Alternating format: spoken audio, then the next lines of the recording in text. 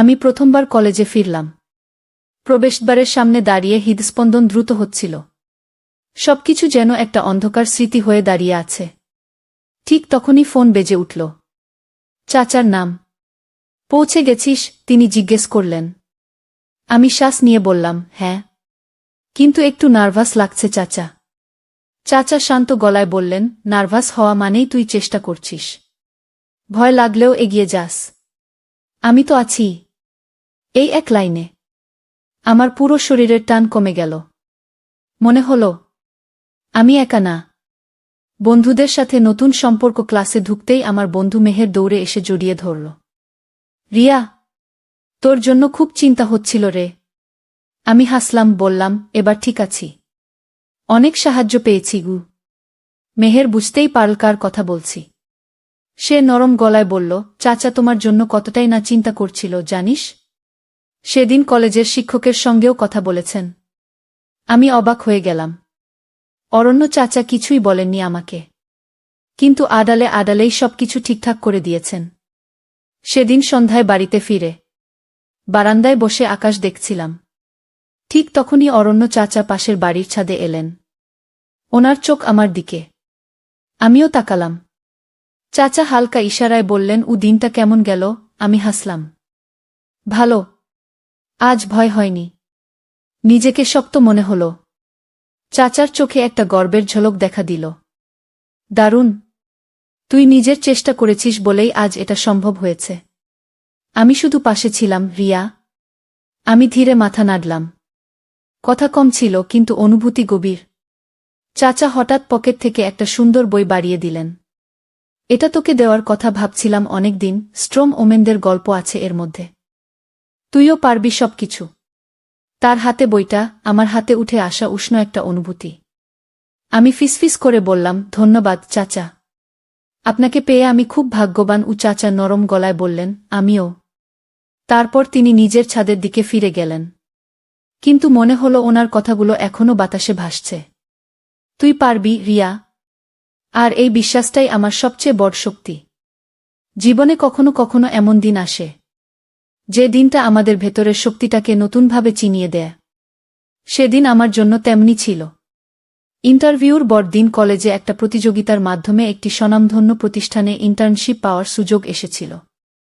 শত শত ছাত্রছাত্রী আবেদন করেছে। আমি শুধু চেষ্টা করেছিলাম। কিন্তু সত্যি বলতে মন থেকে ভাবিনি যে আমি হব। ইন্টারভিউর আগের রাতে নার্ভাসনেস আমাকে ঘুমোতে দিচ্ছিল না। হঠাৎ ফোন বেজে উঠল। অরণ্য চাচা। ঘুমাস না? আমি নরম গলায় বললাম, চাচা, যদি আবার ব্যর্থ হই? চাচা একটু হাসলেন, ব্যর্থতা মানে হার নয়। তুই নিজেকে প্রস্তুত করেছিস, এটাই আসল জয়। কাল শুধু নিজের মতো করে থাকবি। যেমন তুই তেমনি। তার কণ্ঠে এমন বিশ্বাস ছিল যা আমাকে গভীর শান্তি দিল। পরদিন সকাল।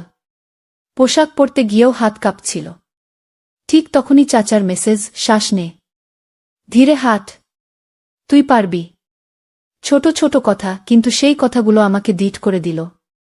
ইন্টারভিউ বোর্ডে দাঁড়িয়ে আমি হাসলাম, আত্মবিশ্বাসীভাবে কথা বললাম এবং নিজের গল্প বললাম, কিভাবে আমি মানসিক চাপ থেকে ঘুরে দাঁড়িয়েছি এবং কিভাবে আমি সবকিছু শিখতে প্রস্তুত। আমার নিজেরই বিশ্বাস হচ্ছিল না, এটা কি সত্যিই আমি? ফলাফল বিকেলে ফোন এলো। হ্যালো রিয়া, অভিনন্দন, তুমি নির্বাচিত হয়েছ। আমি মুহূর্তে কথা হারিয়ে ফেললাম। চোখ ভিজে উঠল। ব্যালকনিতে দৌড়ে গেলাম, মোবাইলে শুধু একটি নম্বরে কল করলাম, অরণ্য চাচা। ফোন ধরতেই বললাম, চাচা, আমি হয়ে গেছি। ওপাশে কিছুক্ষণ নীরবতা। তারপর চাচার শান্ত গভীর কণ্ঠ, আমি জানতাম রিয়া, তুই পারবি। কারণ তুই নিজের উপর ভরসা করতে শিখেছিস। তার কণ্ঠ কাঁপছিল সামান্য, গর্ব আর আবেগে। সন্ধ্যায় চাচা আমার বাড়ির নিচে দাঁড়িয়েছিলেন।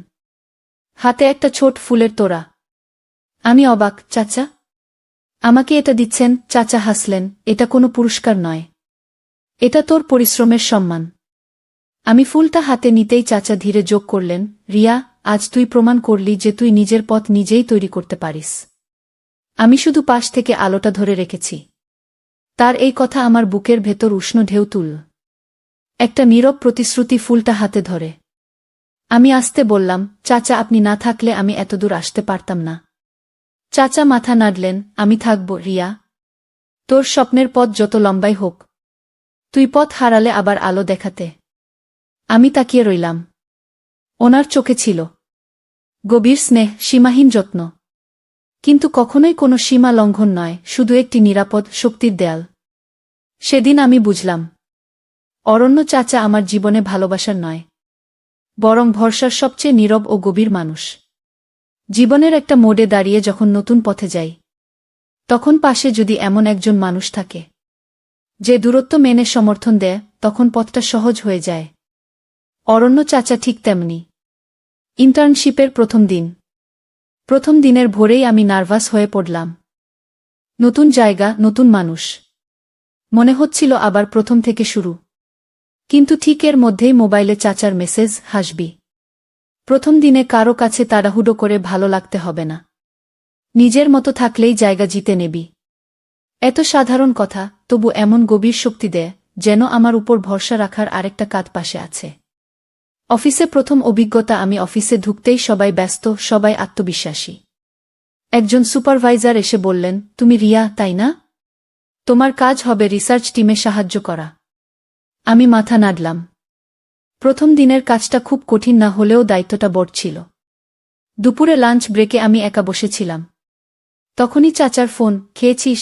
আমি হেসে বললাম, চাচা, অফিসে এসে কি প্রথম কাজ আপনাকে রিপোর্ট দেওয়া? ওপাশে মৃদু হাসি। হ্যাঁ, কারণ তুই নিজের খবর রাখা ভুলে যাস। তাই জিজ্ঞেস করি। এই যত্নটাই আমাকে নরম করে দিল। বাড়ি ফেরার পথে অদ্ভুত ক্লান্তি, সারাদিন দাঁড়ানো, কথা বলা, প্রেজেন্টেশনের নোট নেওয়া, সব মিলিয়ে মাথাটা ভারী হয়ে যাচ্ছিল। বাড়ির রিকশা স্ট্যান্ডে দাঁড়িয়েছিলাম। ঠিক তখনই অরণ্য চাচার কল। বাড়ি ফিরছিস? আমি বললাম, হ্যাঁ, শুধু একটু ক্লান্ত। চাচার শান্ত গলা। ক্লান্ত হওয়া মানে তুই চেষ্টা করেছিস। আজকের দিনটা কঠিন ছিল, তাই না? চোখটা আচমকা ভিজে উঠল। এই মানুষটা আমার অনুভূতি এত নিখুঁতভাবে কিভাবে বুঝে? আমি নরম গলায় বললাম, হ্যাঁ চাচা, একটু অন্যরকম ছিল। চাচা আস্তে বললেন, রিয়া, আজ তোর চোখে যে ভরসা দেখলাম তা অনেক বড় সাফল্য। বাকি সব পরে আসবে। বাড়ির কাছে এসে দেখলাম অরণ্য চাচা দাঁড়িয়ে আছেন। বিরক্তি নয়, কোনো দাবি নয়, শুধু শান্ত চোখে তাকিয়ে। চাচা, আপনি এখানে? চাচা হাসলেন। ভাবলাম প্রথম দিনের কথা তো বলবি, তাই একটু রাস্তায় দাঁড়িয়ে রইলাম। আমি কিছু বললাম না, কিন্তু আমার ভিতরে জমা থাকা ক্লান্তিটা ওনার ওই একটা হাসিতেই গলে গেল। আমরা হাঁটতে হাঁটতে বাড়ির দিকে এলাম। কথা খুব কম ছিল, কিন্তু সেই নীরবতাই ছিল সবচেয়ে আরামদায়ক। বাড়ির দরজায় পৌঁছে আমি পেছনে তাকালাম।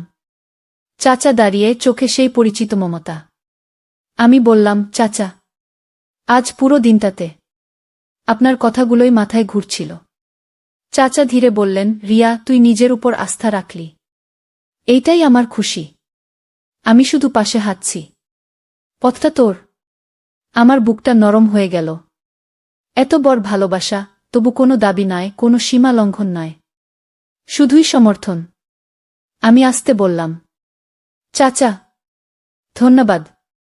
চাচা মাথা নাড়লেন। হালকা হাসি দিয়ে বললেন, আগামীকাল আবার নতুন দিন। শুভরাত্রি রিয়া। ওনার এই শুভরাত্রি শব্দটাতেই ছিল হাজারটা আশ্বাস। অরণ্য চাচার সঙ্গে আমার সম্পর্কটা কিভাবে যেন দিনে দিনে আরও গভীর হয়ে উঠছিল।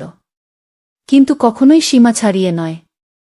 এটা ছিল না প্রেম, না বাধ্যতা, এটা ছিল এক অদ্ভুত, নরম, নিরাপদ সান্নিধ্য। সেদিন অফিসে বড় প্রেজেন্টেশন ছিল। আমি আগের রাতে ঠিকমতো ঘুমাইনি। হাঁটতে হাঁটতেই মনে হচ্ছিল, আমি পারব তো। প্রেজেন্টেশন শেষে একজন সিনিয়র আমার ভুল ধরছিলেন খুব কঠোরভাবে। সেই মুহূর্তে চোখ ভিজে ওঠে, তবু লুকিয়ে রাখি। বিকেলে বাইরে বেরিয়ে ঘটনার সবটাই মাথার মধ্যে ঘুরে বেড়াচ্ছিল। আমি একটা বেঞ্চে বসে গভীর নিঃশ্বাস নিচ্ছিলাম। ঠিক তখনই মোবাইল বেজে উঠল। অরণ্য চাচা। কি হয়েছে রিয়া? তোর গলাটা যেন ভেঙে যাচ্ছে। আমি কি বলব বুঝতে পারছিলাম না। শুধু নরম গলায় বললাম, চাচা, আজ একটু কঠিন লাগছে। চাচার কণ্ঠ তখন আরও শান্ত। যেখানে আছিস দাঁড়িয়ে থাক, আমি আসছি। চাচার পাশে থাকার শক্তি। 15 মিনিট পরই চাচা এসে গেলেন। একদম তাড়াহুড়ো নয়, কোনো আবেগের চাপ নয়, শুধু আমার পাশে নীরবে বসে রইলেন। একটু পর চাচা কোমল গলায় বললেন, রিয়া, ভুল করা মানে তুই শিখছিস। আমি জানি আজ তোর কষ্ট হয়েছে। চুপ করে থাকিস। আমি আছি। আমি আর নিজেকে সামলাতে পারলাম না। কিন্তু আমি কাঁদিনি, চাচার উপস্থিতিতেই আমার মন শান্ত হয়ে গেল। অদ্ভুত এক মুহূর্ত, বাড়ি ফেরার পথে আকাশে হালকা বৃষ্টি নামছিল। রাস্তার আলো গায়ে পড়ে সবকিছু অদ্ভুত নরম দেখাচ্ছিল। আমি ছাতা ধরেছিলাম, আর চাচা আমার পাশে। হঠাৎ চাচা আসতে বললেন, রিয়া, তুই জানিস, তোকে দেখে আমার যেটা সবথেকে ভালো লাগে? আমি অবাক। কি চাচা? চাচা একটু হেসে বললেন, তুই যতটাই দুর্বল হয়ে পড়, শেষমেশ আবার উঠে দাঁড়াস। এই শক্তিটাকেই আমি শ্রদ্ধা করি। তার এই কথাটা আমার বুকের ভেতর আলো জ্বালিয়ে দিল। এই মানুষটা আমাকে কখনোই ছোট ভাবেন না। আমার ভুল, দুর্বলতা সব দেখে তবু আমাকে সম্মান করেন। দরজার সামনে গভীর মুহূর্ত। বাড়ির দরজায় পৌঁছে আমরা দুজনই থেমে গেলাম। বৃষ্টির ফোঁটা তখনও ঝরছে। চাচা আমার ভিজে চুলগুলো আলতো করে কানে সরিয়ে দিয়ে বললেন, জ্বর হয়ে যাবে, ভেতরে গিয়ে গরম জল খেয়ে নেবি। এই ছোঁয়া ছিল না দখলের, না কোনো ভুল আবেগের। এটা ছিল এক নিবিড় যত্ন, যা হৃদয়ের অনেক গভীরে পৌঁছায়। আমি ধীরে বললাম, চাচা, আপনি থাকলেই সব সহজ লাগে। চাচার চোখ নরম হয়ে উঠল। রিয়া, আমি সবসময় তোর পাশে থাকব। তোর জীবনের আলো নিভে গেলে আবার জ্বালিয়ে দিতে। কথাগুলো আমার ভেতরে ঢেউ তুলল, গভীর, উষ্ণ, অথচ নিরাপদ। আমরা দুজনই কিছুক্ষণ নীরবে দাঁড়িয়ে রইলাম। সেই নীরবতা ছিল কথার থেকেও বেশি আবেগী। আমার আর অরণ্য চাচার সম্পর্কটা সব সময় আলাদা ছিল, ভুল বোঝাবুঝির বাইরে, সীমা রক্ষা করে থাকা এক গভীর মানসিক বন্ধন। আজ সেই গল্পের শেষ নয়, বরং একটি নতুন শুরু। সেদিন অফিস থেকে ফিরেই হঠাৎ খবর পেলাম, চাচাকে অন্য শহরে ট্রান্সফার করা হয়েছে। হৃদয় কেমন করে যেন চুপচাপ হয়ে গেল। রাতের আকাশে ঝড় উঠছিল। আমার মনেও ঠিক একই ঝড়।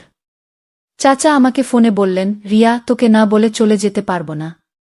তোকে একটু দরকার আছে আজ। কণ্ঠটা ছিল ভারী, তবে শান্ত। চাচার বাড়ির দরজায় পৌঁছাতে ঝড়ের শব্দ আরও জোরে উঠল। চাচা দরজাটা খুললেন, চেহারায় ক্লান্তি, চোখে নরম হাসি। আমি চুপচাপ বসে রইলাম। চাচা প্রথমে কিছুই বললেন না, শুধু ধীরে এক কাপ গরম চা এগিয়ে দিলেন।